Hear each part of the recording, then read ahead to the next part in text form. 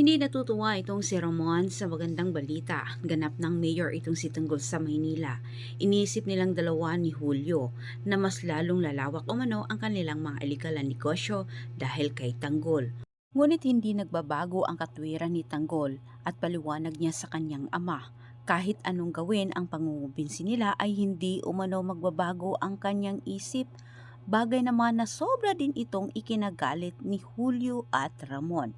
Kabilang dako dahil sa taliwas na ipinaniwala naman ni Lucio dito kay Roberto na wala na itong si Tanggol.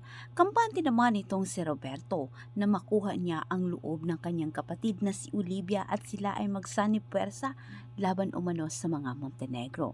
Ngunit wala siyang kamalay-malay na sila'y pinaghandaan na ngayon ni Ramon para sa risbak ng bagong mayor. At samantala, sa kabilang dako, nagulat naman itong si Mando at hindi siya makapaniwala sa mga sinabi ni Rigor sa kanya.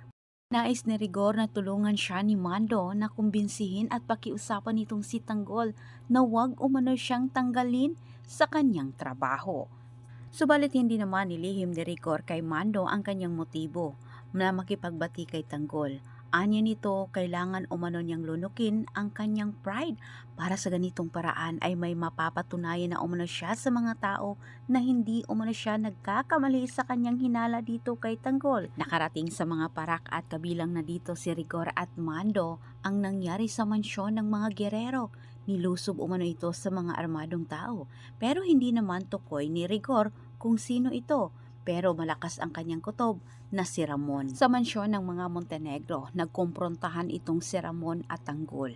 Hindi papayag si Tanggol sa mga gusto ni Ramon. Kahit nasabi ni Ramon na tilang siya ay nagsisisi, na sila ay nagkakilala pa ni Tanggol. At dagdag pang sinabi ni Ramon na hindi niya sinasadya. Sana'y hindi na lang umano nila ito tinulungan si Tanggol na tumakbo bilang mayor at para manalo dahil wala naman umano silang napapala. Pero itong si Marites ay sumingit din, kinontra niya ang mga sinabi ni Ramon. Paliwanag ni Marites, hindi umano naunawaan ni Ramon at Julio ang gusto ni Tanggol.